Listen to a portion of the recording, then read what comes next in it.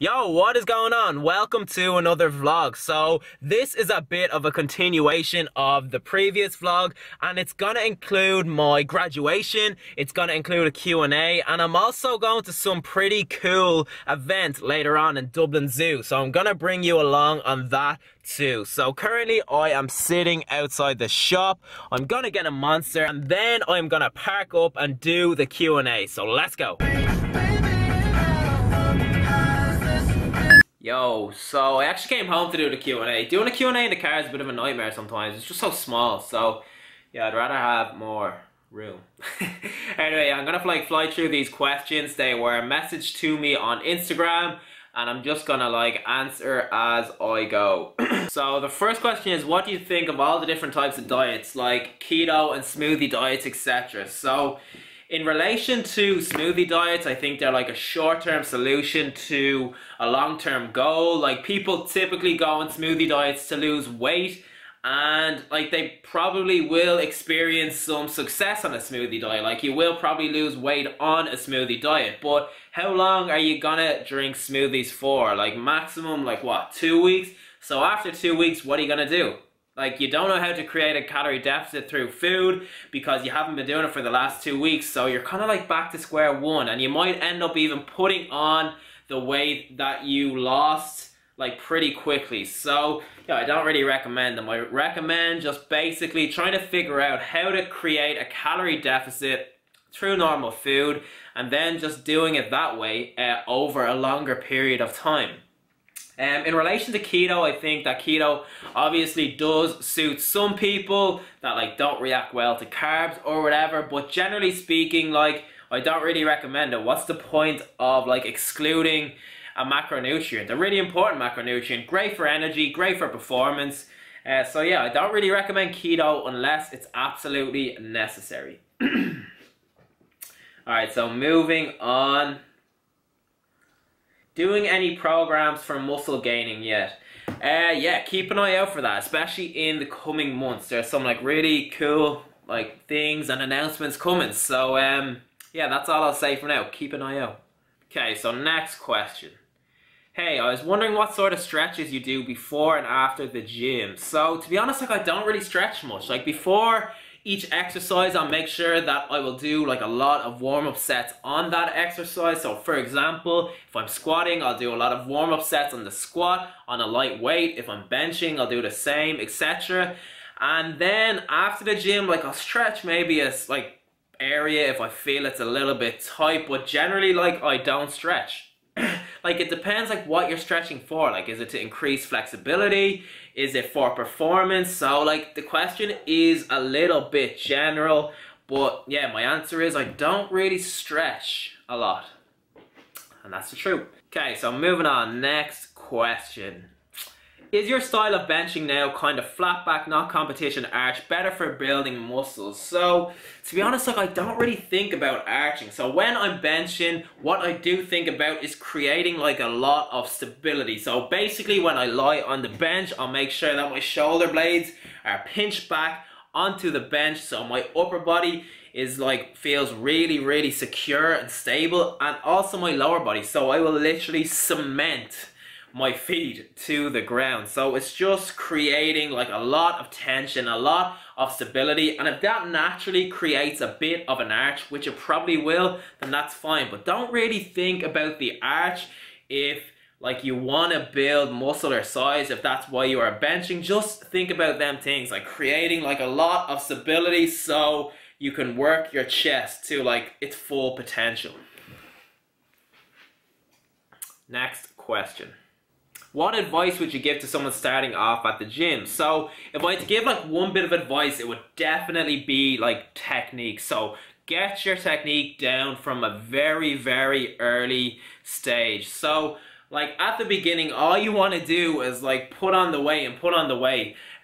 But like, there is plenty of time to add weight over time. So definitely spend the first while like looking up YouTube videos, listening to sensible people on Instagram, just about like how to do an exercise properly. And when you nail that down, that is when you add the weights. So yeah, would be like my advice. Just get your technique down, because there's plenty of time to like add weight.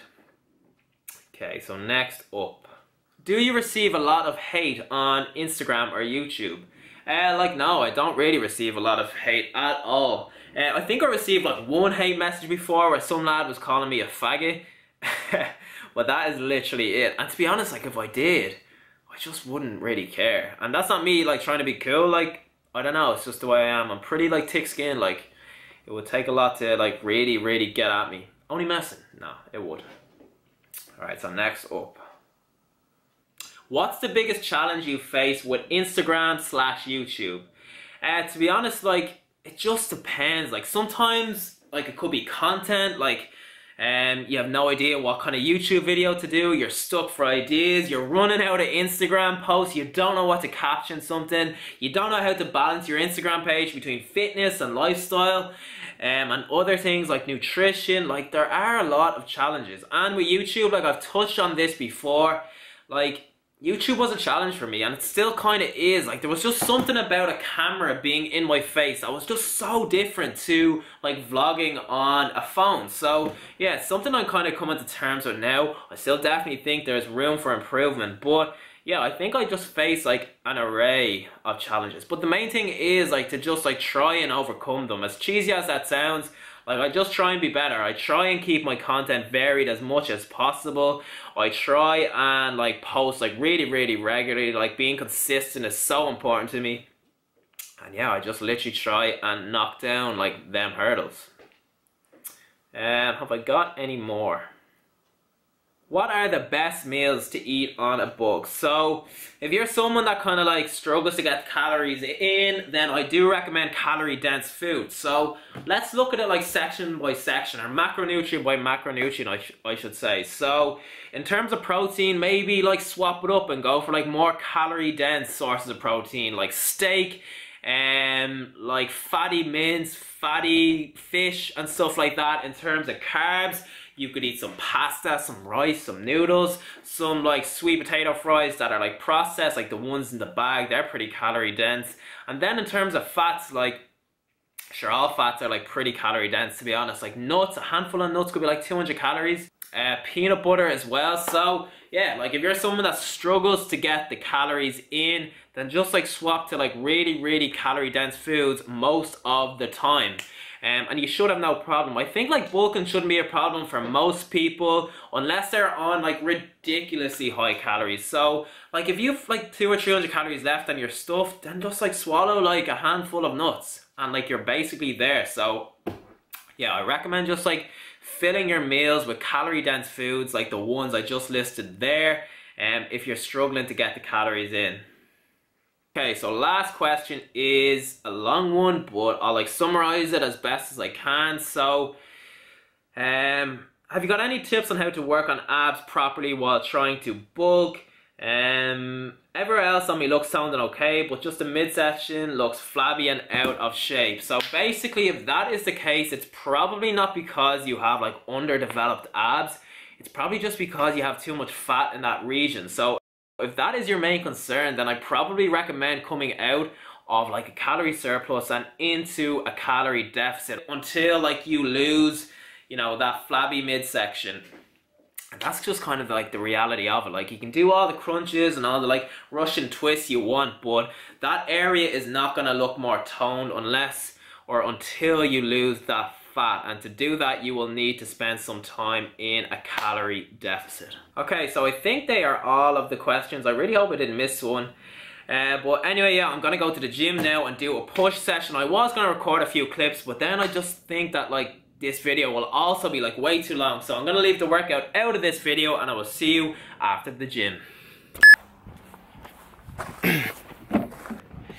Yo, what is up? So, yeah, I haven't really explained what this Dublin Zoo thing is that I'm going to right now. But I'm actually running really late, so it's 18:22, if you can see that. We were meant to leave at 6, but yeah, like I've just been all over the place today. So, yeah, I'll go collect Rachel and then I will explain what the story is. Hi. Hey, look nice. Did I just... You just what? I was afraid that I was filming. Okay, here. I actually need to explain to my vlog what this is. I don't know how. Will you hold it? Yeah, will I show a video? I feel like it's a bit of a festive thing. Like, they're not real animals though, are they? No, they're lights. There, look, it's focusing. So basically we are going to that thing.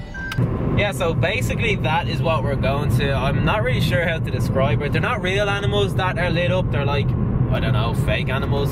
And yeah, it's like a Chinese theme to it as well. There's like Chinese markets and stuff like that. So it should be good. So I will see you in there.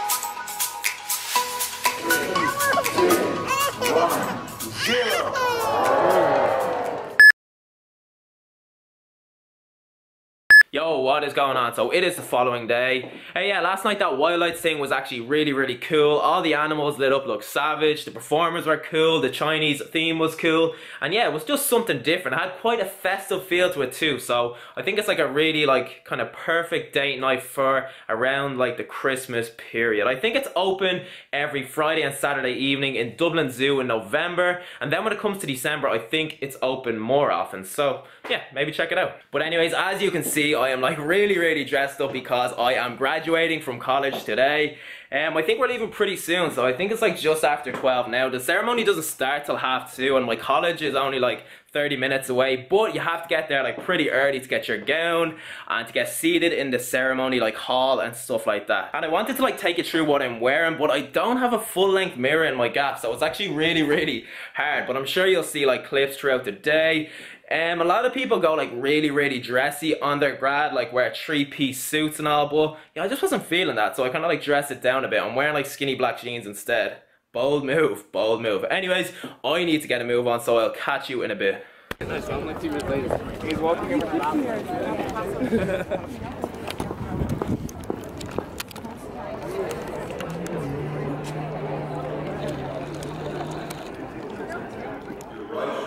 chairpersons and academic coordinators who direct programs for which graduates are being presented this afternoon.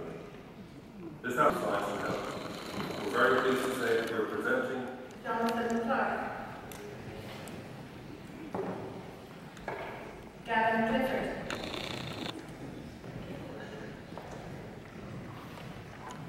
Eric Conway,